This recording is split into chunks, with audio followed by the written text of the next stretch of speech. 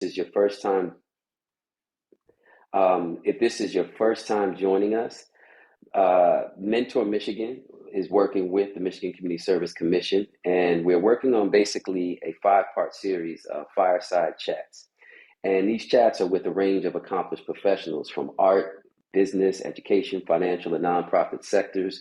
And our presenters are basically sharing their best practices, their experiences, their successes, and their challenges to share those with other stakeholders who work in similar spaces and are looking to learn and or connect with our presenters. So with that said, we have 2 dynamic people with us today. We have Brandi Haggins, who is the director at the Durfee Innovation Society and also directs the Life Remodeled organization, really fantastic program in space. And we have Mr. David Merritt, a very good friend of mine. We probably look related, but we're not. A great dynamic guy, co-founder of Give Merritt, doing some incredible work with youth and really goes into a deep dive in terms of their model and what they do. So David and Brandi, want to thank you both for joining us today. Absolutely. Thank you for having us. You're welcome. And David, I know you're a gentleman, so I'm actually going to jump right in with Brandi. And for those of you who are just joining us, it's kind of like inside the actor studio. We're just going to run through 5 primary questions with a 6th follow-up, and then allow you all to either chat, feedback, or ask questions. So starting with Brandi, can you just tell us very briefly who you are and what you do? Absolutely. So first of all, thank you everybody for joining. And thank you so much, David, Mike, for having me. And the funny part when you said that you all look related is I told my brother, Dewan Dandridge, that all 3 of you look related. So I'm gonna consider y'all as my brothers from now on. So my name is Brandi Haggins, and I am the director of the Durfee Innovation Society. The organization that runs the Durfee Innovation Society is called Life Remodeled. And so we used to be known as something called our 6-day project, where we mobilized 10,000 volunteers and beautify and clean a Detroit neighborhood. However, we changed our mission focus a little bit, and now we're working on something that's way more impactful, which is repurposing old school buildings into what we like to call opportunity hubs. And so the Durfee Innovation Society is a building who houses nearly 40 amazing tenants, mostly nonprofit, a few for-profit as well. And all of our tenants are focused on our 3 impact areas, which is either youth and education, jobs and skilled trade, or community resources. And so we're basically offering opportunities to those children, adults, and families as a whole that they probably otherwise would not have access to, if that makes sense. Absolutely. Absolutely. Mr. Merritt, who are you and what do you do? Hello, everyone. Thank you guys for having me. My name is David Merritt. I am blessed to be one of the founders of Give Merritt, which is a local youth development organization that has been doing youth development work for the past 10 years in the city of Detroit, focused primarily on providing young people here in the city opportunities and resources for them to embrace their education and become world-class citizens. We primarily do that through a program that we've been running for 10 years called FATE, F-A-T-E, which is a 8-year cohort-based program for Detroit high school students that follow them through not only their high school graduation, but also their college graduation. Our curriculum is heavily steeped in design thinking, creativity, entrepreneurship, problem solving. And if our students maintain standards that we've set, they graduate, they get accepted to any post-secondary program. We guarantee them up to $8,000 in college scholarships, and currently supporting about 150 Detroit youth in the program. Fantastic. We're gonna go further because full disclosure, I mean, David is a longtime friend, and I know I've been able to participate in some of his programming, and that is also how I met Brandi, through a program with Fate and Give Merit. You both kind of touched on it already, but I'm going to follow up and say, if there's any specificity, who do you do it for and why do you do it? Let's start with you, Brandi. Who do you do this for and why do you do it? So I do it for those families who look like mine, those people who look like me. Of course, you know, the name of the organization is Life Remodeled. I take that name very personally because I feel like in the midst of all of this, in the process of all of this, my life is actually being remodeled in a positive way. You know what I mean? And so there's a passion that comes behind the work that I do. I won't sit here and say it's easy to manage and direct a 176,000 square foot building that's full of participants every single day. It is hard work. It is time consuming, but it's a job that's worth it. And so working for people who look like me, who are deserving of opportunities that I didn't have as a child, or that my mom and dad didn't have when I was growing up, that I wish was there, you know, and I can't change that. But being able to work with those families who deserve these opportunities and let them know that they deserve these opportunities and they have access to them, is the passion that comes behind the work that I do.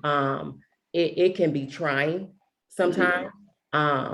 People are in a place where embarrassment comes with walking through that door to say, I need help, you know? And so I make sure that we create an environment that is welcoming, an environment that is non-judgmental. And the good part is that I relate, you know, I'm no stranger to what your struggle is. Like this is beneficial for me. So you walking through that door is actually helping me. And so that's the passion that comes behind it. I feel good going home or shutting it down at night, knowing that I am a part of a solution and not a part of a problem. And I know a lot of people can say that, but it really is true. You know, I need to have some type of feeling of gratification when I leave there at night, or else my job is not done.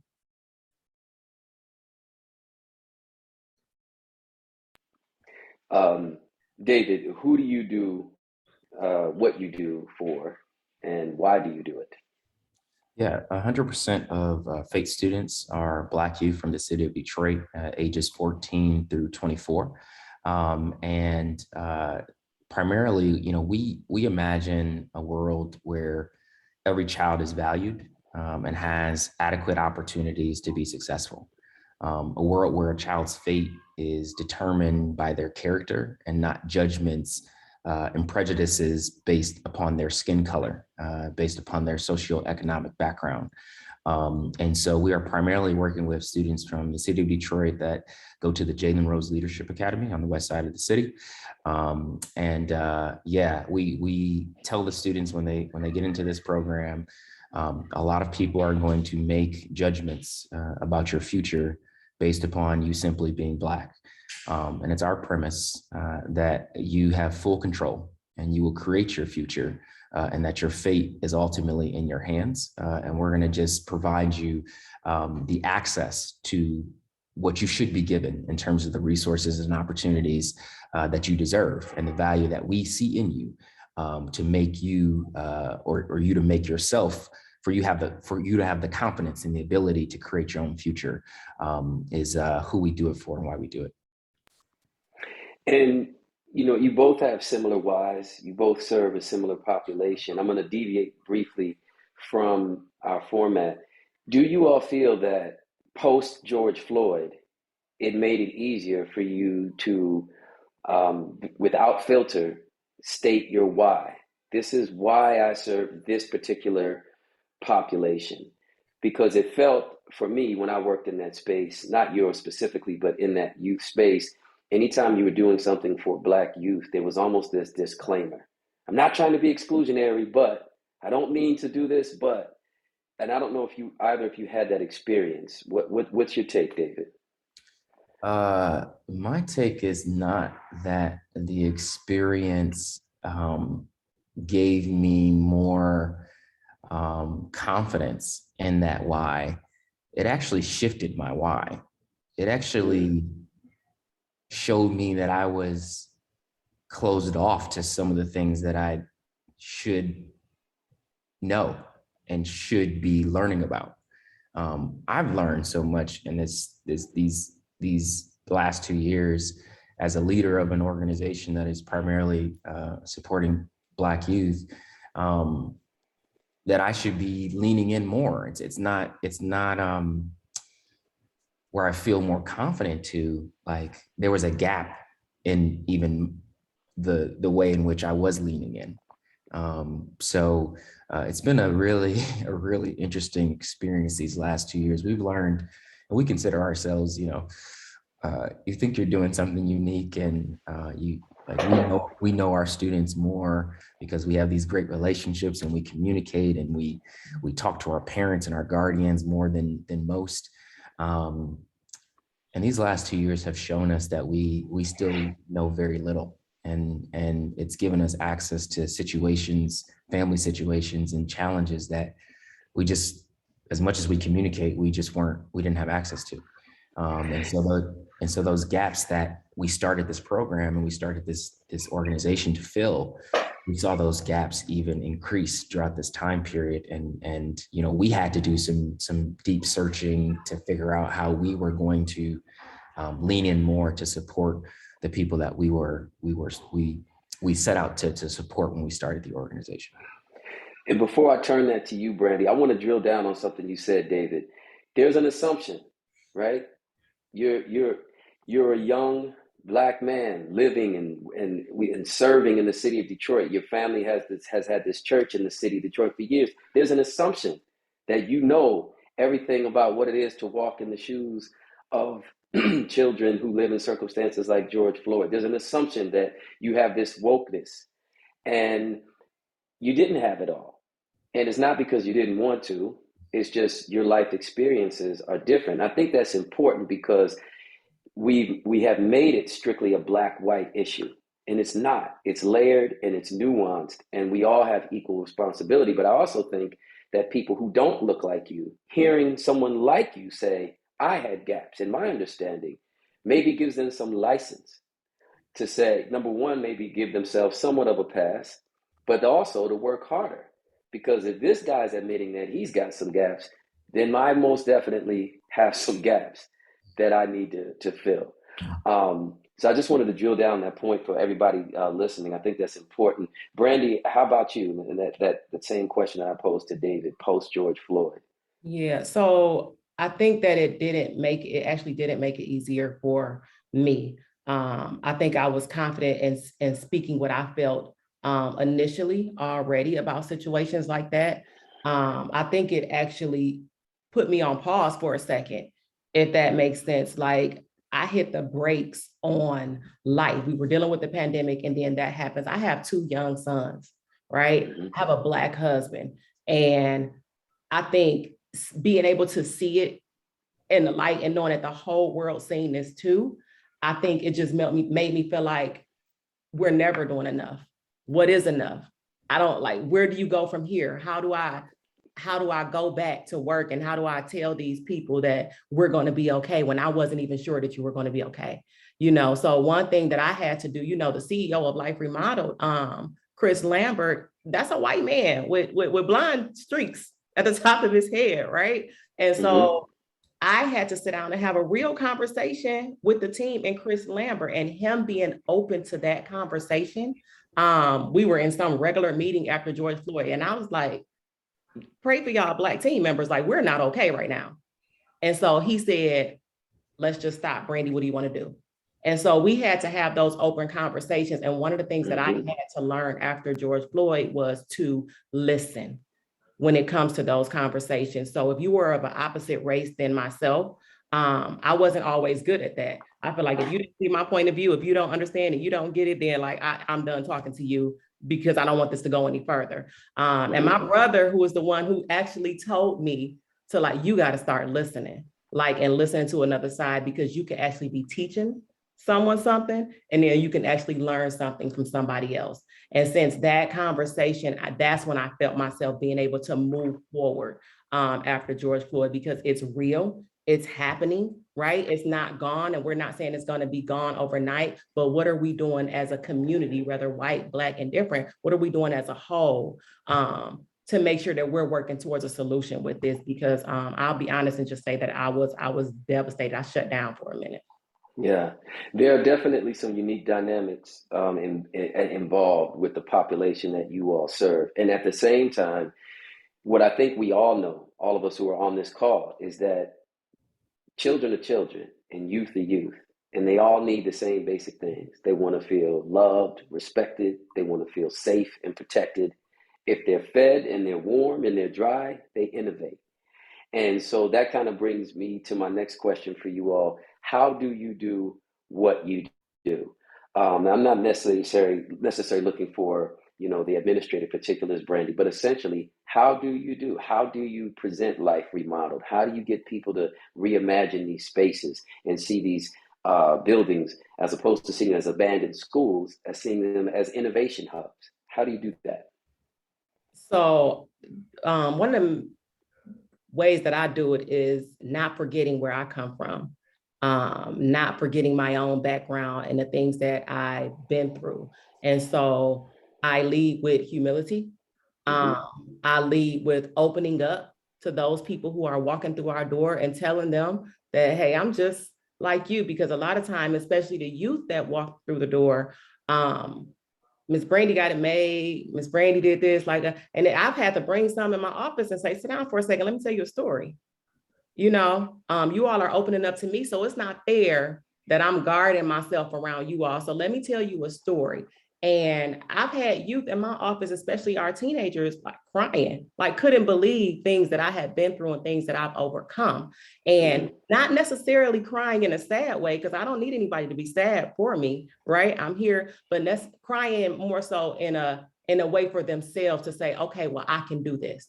So I do it with trying to show people that you have options, you have opportunities, and don't let anybody shut you down and say that you don't. Once you become aware of your surroundings and aware of what's right and wrong, then you have choices in life. And that's something that a lot of us don't realize. I grew up like this, or I grew up in this neighborhood, I grew up around these people. And so that's what I am. That's just who I am. That's just what it is. My grandma like that, my mama like that, like that's who I am. And that's not true, because if that is a true statement, then I would be completely different. I wouldn't be me. Right. Yeah. So I realize that I have choices. And I think that's how I do it, is by sharing myself, opening myself up, not just to the youth that comes in the building, but to the adults that comes into the building, to my team, because I want everybody making sure that we are here for these people that walk through the door. We're not your saviors, right? But we're here to work with you to give you those opportunities that you deserve. This is not a handout. These are things that you actually deserve. And I think that's what counts. That's where the trust comes in at with my staff and the people that walks through the door. And that's where the trust comes in at with our tenants, making sure that we're serving the right people that we're supposed to be serving in the DIS. Incredible. Mr. Merritt, you mentioned, and I want to make sure everybody caught this. I mean, your approach is an 8-year cohort-based program, 8 years through high school all the way through college. How do you do what you do with the population you serve? Yeah, I just think we operate on an ABC model. So the first A is aspire. So how can we get young people to dream? When you don't dream, it's very hard to believe in yourself. And so that's the B, believe. Unfortunately, for a lot of the young people that we work with, they don't have that community of support around them telling them that they can. And so it's very hard for them to contribute. So aspire, believe, and contribute. And so once you can show somebody the potential that they have within themselves and the value that you see currently, not like down the road, the value that they currently have, once you can start exposing them to opportunities and resources that are rightfully theirs, they develop the motivation within themselves to see where they eventually can be. And so it's that constant exposure, that constant belief, that constant aspiration. And we believe that it's very hard for, we do have experiences where we, life-changing experience can direct us in a way to success. But for us, it's about that consistency, because it's really about relationship building. We say one of our core values is family. We are unified and we're here for a lifetime. So you have to develop trust. And a lot of the young people that we work with, maybe they're in situations where that lack of trust is there, where they've been disappointed before in life. So when we say you're going to get $5,000 after 4 years, you better believe we better have $5,000 for these students after 4 years. When we say you're going to get another $3,000 if you go in your first year and you get to your second year, you better believe we got to be consistent. And so that what that 8 years I think does is allow them to really understand that someone is in my corner and I can depend, I have a safe space that I can always go back to, even if I, I leave and I'm not as communicative in certain portions. I know there's still someone I can come back to and will love me just as if I never left. And that's what we try to do here at Give Merit and Faith. And this shifting to my next question that we have is like, what are some of your challenges? And if I'm off, David, correct me. I know for most organizations, funding is always one of the biggest challenges. Mm-hmm. And in the space you both work in, particularly you, David. And by the way, for everybody on, Kuhu Saha, David's co-founder, was actually supposed to be featured today. She had a family matter to attend to. So we had a nice replacement, and David, we didn't lose anything by having him as a replacement. But one of the things I know, funding is a challenge. And in your space, David, funding sources often want to see metrics. They want to see numbers. We're excited by numbers. This program served 50,000 youth. Well, what does that mean? Are we using metrics, touches? What are the challenges of what you do? Is funding a challenge, and helping people understand that taking a deeper dive with fewer students requires a heavy lift? Is that part of your challenge? I think so. The message that we try to deliver to potential funding sources and just people in general is that it doesn't have to be an either or.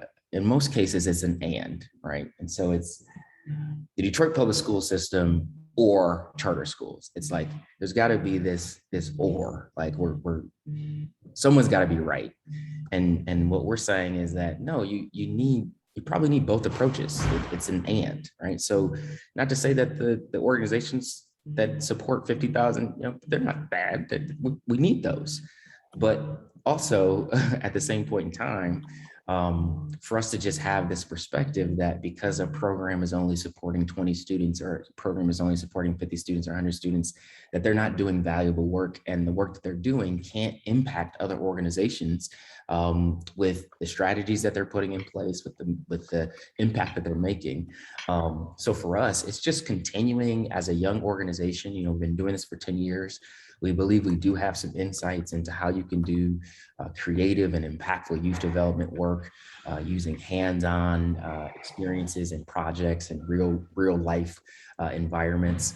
But it's just, for us, it's continuing to tell that story regardless of who's listening. Like we believe certain things, and we are projecting a vision, and want to partner with people that believe those similar things. So when we say that young people in the city of Detroit do not have enough resources and opportunities, like we're going to continue yelling that to the top of our lungs until, whoever believes those same things come into play and partners with us. And we have to be a willing partner as well. We can't just be siloed in our organization and just say we have the answer. We have to be, continuing to look at best practices, continuing to be, all in all, that's to say our mission should be bigger than our organizations. These problems are bigger than one organization. Although we at times have had to have those conversations where a corporation will say, you're only supporting this many youth, we can't give you money. That we can't then change our vision because they don't see it the way we see it. We have to stay the course and say, we believe this is the way to do it for us. And we're going to continue to do that. And we know that the right people will come to the table when appropriate. Fantastic. That's a great way to put it. Brandi, how would you summarize your biggest challenges or challenge in the work that you do? I think the biggest challenge for me is to make sure that we're bringing the right people into the right place. Right. And so we have nearly 40 tenants in the DIS, right? And we charge below market value. So it's affordable to a lot of our nonprofits, but we do want the best and the brightest. We do want the people who are mission focused, and not only focused on your own mission, but that mission is aligned with what we do here at the Durfee Innovation Society. And so that's a challenge. It comes with a lot of background checks. I'm trying to call people to see if they've ever heard of this organization. I'm looking at websites. I'm trying to contact people that they have maybe served before, because I want to make sure as the director of that building that we are doing what we say we're going to do. And we're providing the services that we say we are going to provide. It's not a money grab, right? It's not a place where we just trying to get all this money. We just gonna so we're at 100% occupancy now with our tenants. But even when we aren't, the list is this long. It's long. I can keep it at 100% occupied. That's not a problem. But is your organization in line with what we're trying to provide here at the Durfee Innovation Society? Are you trying to make the same impact that we're trying to make? Are you willing to be in a collaborative space? This is not a competitive space. It's not, I have the foster care program over here who can serve the most families. It's collaborative because I feel that we're all better together. So we have all these amazing organizations in one spot, right? So let's work together to make the impact even greater. And so that just becomes, it's a lot of work just trying to make sure, because my decision counts, right? And that's a heavy decision to have. And so far, so good. We have some amazing organizations in the DIS, and we are doing what we say we're going to do, but it still is just challenging, just making sure that I'm carrying the weight appropriately. Yeah, vetting the tenants and their programming and everything that they're doing, especially when you have young people in the building. We're drawing close to our close. Mr. Merritt, if you would give us a little summary. How did you arrive where you are? How did you arrive co-founding this program and doing the work that you do day in and day out, even through the weekend sometimes, because I've seen your work ethic. How did you arrive at this space? It's really my parents. My parents are pastors and started the Straight Gate International Church 44 years ago now in the city of Detroit. And watching them dedicate their entire lives to the well-being of other people was definitely inspirational for me. But I also could see as I was growing up that I was receiving things as a child that I had peers and friends, they weren't receiving, or I saw that their daily life existed of circumstances that I never had to think 1 second about. And growing up, I could quickly see that there was a difference between, what I was receiving as typical versus others. And I always wondered why that was the case. And really just as I was growing up, had a heart for young people. And try to do a quick story, but I was playing basketball at the University of Michigan, and we had about 5 or 6 of our teammates were from the city of Detroit.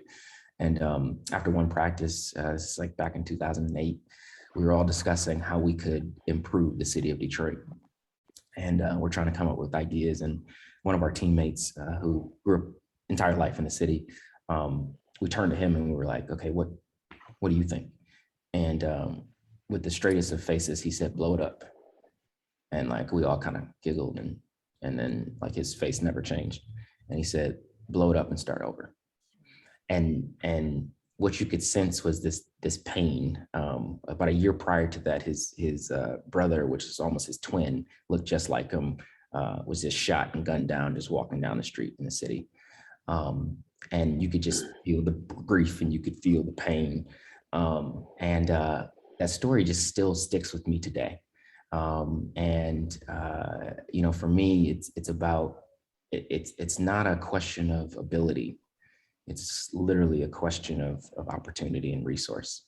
That's some of why we've started this organization is to provide positive opportunities and resources, and our young people will do the rest.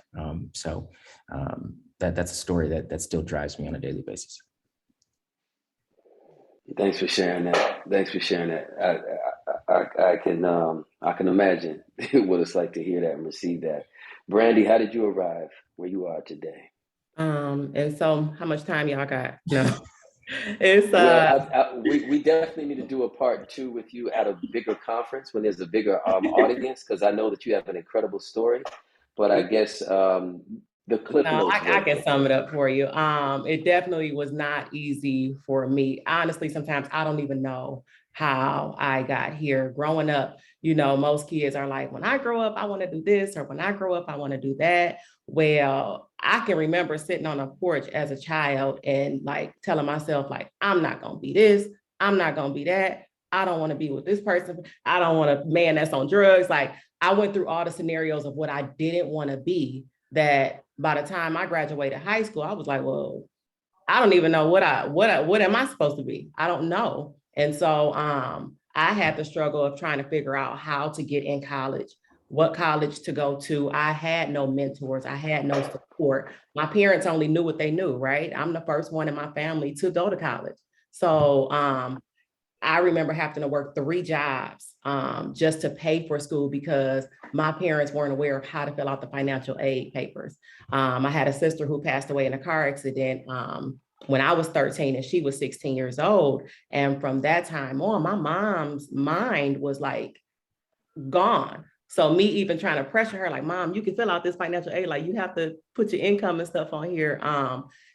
I realized it was just too much for her to even think about. And so I got 3 jobs. I went to school. I took maybe 1 class this semester, 3 classes the next semester, whatever I can afford at the time. I just knew that I was going somewhere, but just didn't necessarily know where I was going. And so by the time I was in about my 2nd year of college, I was already working in the field of service. I was in a dentistry office, but I worked in those communities where my friends used to be like, why are you always trying to work somewhere so dangerous? But I thought that was the problem. Like nobody wants to work in these communities. Nobody wants to help these people. And I'm from this community. So like, why not? And so I think just after acknowledging my own struggles and my own life and no longer feeling like I needed to hide those things, not from other people, but from myself and act like it didn't happen, is how I was able to move forward and know that no matter where I was and no matter where I would end up, I wanted to be in a place where I was of service to those communities who I could identify with and to those families who look like me and mine. Man, so we need a part 2 with you and David. David's also very humble and I know his heart and his service, and I know some incredible things he did in high school and in college. We do our best to keep these fireside chats to within the realm of 30 to 35, maybe 40 minutes. We've done that. Lauren Winkleblack is sharing where people can register for our next fireside chat. For those of you who came on from the start and stuck with us, we really appreciate you. If anybody has a question that they'd like to put in the chat box or a comment, please feel free to do so now before we draw to a close. I also see my friend there, DeLaShae Strada from Mosaic. Thank you for joining us, DeLaShae. If you're not familiar with Mosaic, they do incredible work. Nice to see you. I'll be at PIS in a couple of weeks having their summer camp. Yeah, for sure. For any of our participants, does anybody have a question or comment that they'd like to present to David and or Brandi?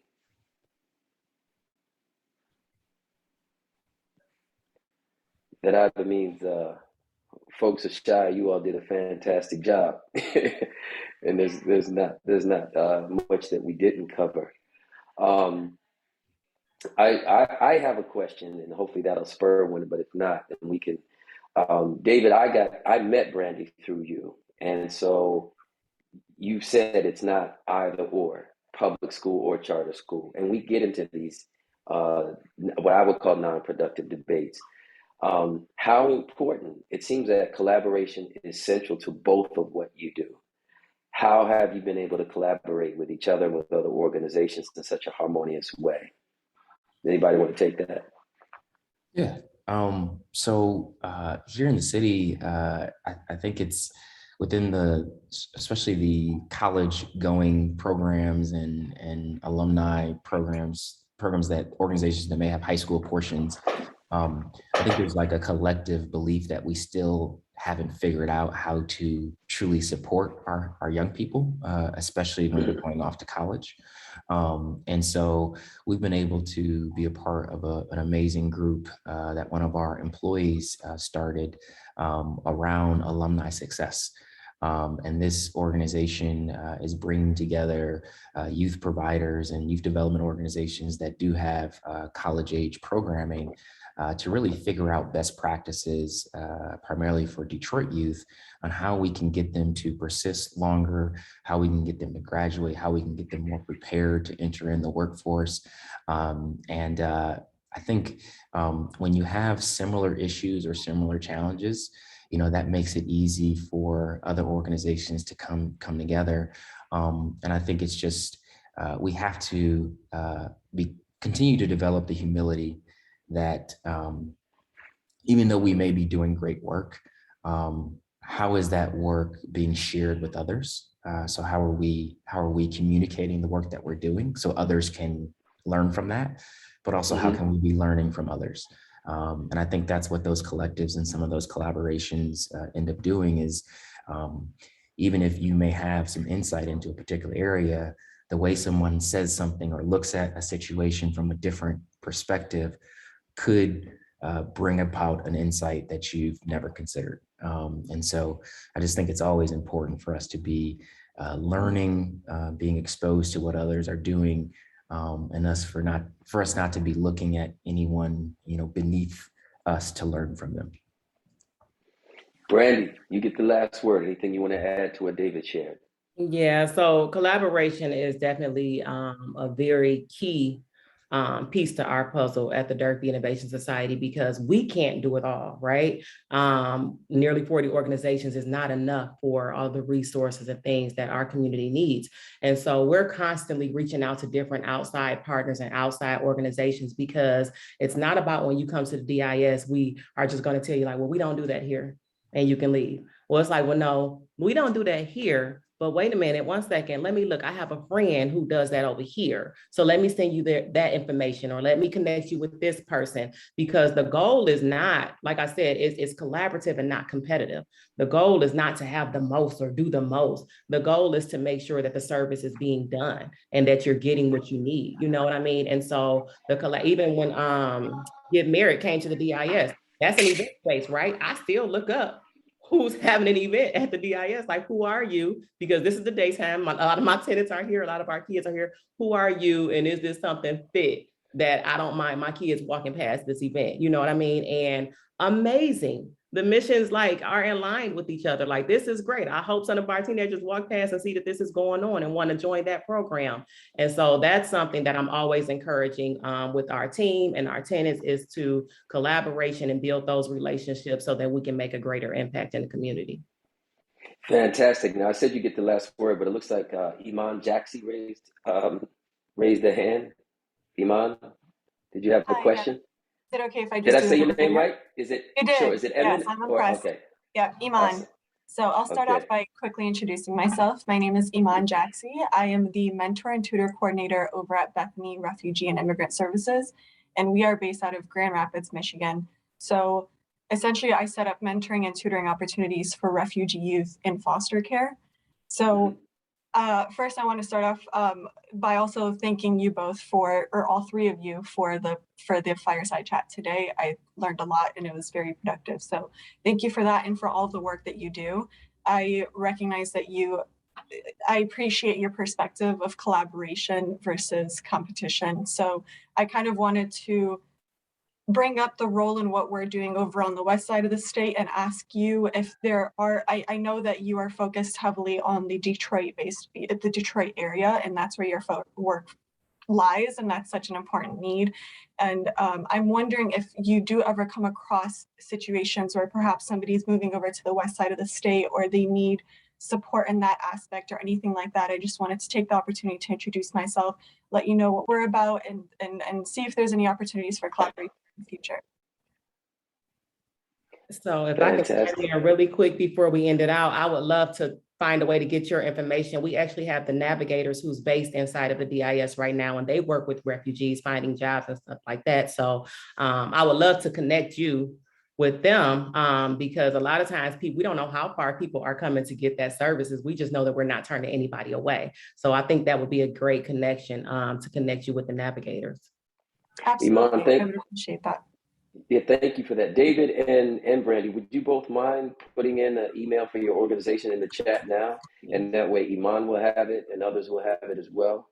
And we'll have it on record. And then, of course, Iman and anybody else, if you find that you want to connect with us, with a speaker, and you didn't get this information, you can reach out to Lauren Winkleblack with the Michigan Community Service Commission. I want to thank Lauren as well for helping organize these fireside chats and getting very busy, important people like Brandi and David and Kuhu on the same page is difficult. So thank you for that, Lauren. But if you guys have any challenges reaching out to the organizations we feature, reach out to Lauren and she will definitely connect you. And with that said, in recognition of everybody's time, I want to have everybody have a wonderful, blessed day, great weekend. Iman, thank you again for chiming in. And David and Brandi, big thanks to you for your time today. Thank you. You all Appreciate have a great day. We appreciate it. Take care, everybody.